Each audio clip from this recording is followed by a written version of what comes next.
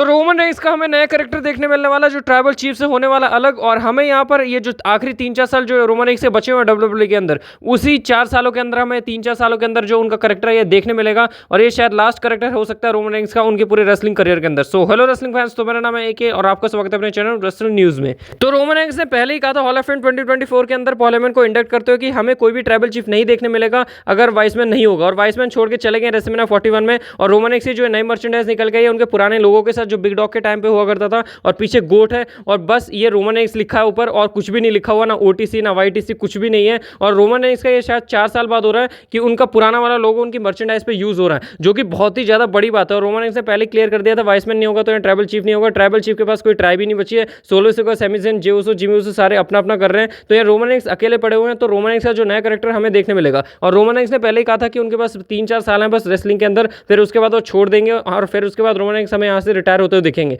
तो यहाँ सीधी सी बात है, रोमन रेंस का जो आखिरी 3-4 साल है उसमें उनका कोई अलग ही कैरेक्टर हमें देखने मिलने वाला है, जो कि बहुत ही बढ़िया हो सकता है। जैसे कि हमने पेंडेमिक के टाइम पे देखा था जो रेक एवरीवन वाला था, जो सबको आगे तोड़ के चले जाता था, उसको चीटिंग करने की जरूरत नहीं पड़ती थी, उस रोमन रेंस को बहुत ही बुरा मारता था, सबको एक एक को पकड़ पकड़ के मारता था। शायद वही कैरेक्टर हमें देखने मिल सकता है, या फिर थोड़ा सा उससे डिफरेंट हो सकता है, उसमें हमें शायद ट्राइबल चीफ वाला थोड़ा मिक्स जो एटीट्यूड और जितना भी सारे कैरेक्टर हैं वो देखने मिले, और बाकी वो पुराना जो रोमन रेंस सबको तोड़ता फोड़ता था वो हमें देखने मिल सकता है। बाकी बेबी फेस तो हमें प्योर पक्का रोमन रेंस नहीं देखने मिलेंगे। वो जो बिग डॉग वाला कैरेक्टर था वो तो रोमन रेंस ने खुद ही कह दिया कि वो मर चुका है, वो वाला कैरेक्टर वो कभी वापस नहीं आएगा, और सच्ची में वो आना भी नहीं चाहिए वापस, क्योंकि जो रोमन रेंस का अभी एटीट्यूड देखने मिलता है वो बहुत ही ज्यादा खतरनाक लेवल का होता है। बहुत ही अच्छी तरीके से जो कैरेक्टर वर्क है वो करते हैं इस हील वाले कैरेक्टर के साथ। अभी तो इधर मर्चेंडाइज ही आई है, धीरे धीरे हमें ये भी देखने मिलेगा जो रोमन रेंस का कैरेक्टर है वो डेवलप होगा और थोड़ा अलग टाइप में हमें जाता हुआ दिखेगा। और जो रोमन रेंस से हमें शायद लास्ट 3 रेसलमेनिया बचे हुए हैं जो उनके देखने मिलेंगे उनके रिटायर होने से पहले, एक तो है 42, एक 43 और एक 44। तो 42 में तो हमें शायद रॉक देखने मिल सकते हैं, रोमन वर्सेस रॉक देखने मिल सकता है।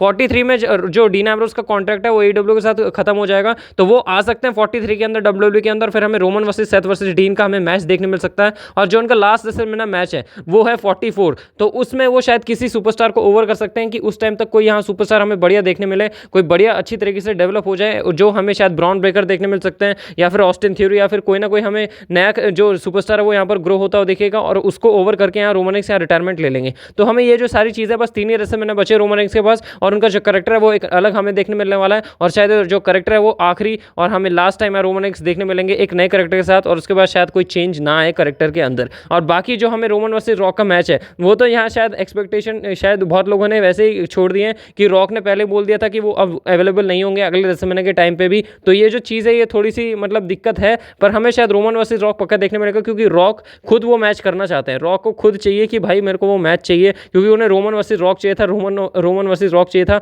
उन्हें ये नहीं चाहिए था कि कोडी वर्सेस रॉक उन्हें देखने मिले। तो उनका सीधा सा यही था रॉक का कि रोमन वर्सेस रॉक हो, और रॉक भी ये चाहते हैं कि जो उनका लास्ट मैच हो WWE के अंदर वो रोमन के साथ हो और रोमन उन्हें हरा दे। तो ये जो बहुत ही बढ़िया तरीके से बिल्डअप कर सकती है। वैसे WWE देखो क्या करेगी, रोमन वर्सेस रॉक ये हमेशा सपना ही रह जाएगा, ये ड्रीम मैच ही रह जाएगा, या क्या होने वाला है। बाकी मैंने इस पूरी वीडियो के अंदर अच्छे से एक्सप्लेन कर दिया कि रोमन रेंस का जो कैरेक्टर है वो हमें देखने मिलने वाला है एकदम बढ़िया वाला, और कौन से और कैसे टाइप का हमें देखने मिल सकता है। बाकी कब आता हो दिख सकता है, तो भाई ज़्यादा वेट करो मत यहाँ पर, बस अभी 2-3 बार और रोमन रेंस अपीयरेंस देंगे, और जब उनकी नेक्स्ट एंट्री होगी तो वो हमें नए कैरेक्टर के साथ ही आते हुए दिखेंगे, जिसमें वो थोड़ा सा अलग से डेवलप करते हुए दिखेंगे। तो नेक्स्ट हमें शायद वो मनी इन द बैंक में देखने मिल सकते हैं, क्योंकि जो बैकलैश के लिए वो अभी तक एडवर्टाइज नहीं है, और रोमन रेंस बैकलैश में तो शायद नहीं देखने मिलेंगे। तो देखो शायद हमें Roman Reigns money in the bank clash in Paris में तो देखने मिल ही सकते हैं, इन दोनों में से एक में तो दिखेंगे ही। और बाकी जो समरस्लैम की बात रही, समरस्लैम में तो पक्का देखने मिलेंगे, क्योंकि फर्स्ट एवर समरस्लैम होने वाला है जो 2 नाइट का होने वाला है। तो रोमन रेंस का पक्का वहाँ कोई ना कोई तो बड़ा मैच, मेगा मैच होने वाला है, वो क्या पता CM पंक के साथ हो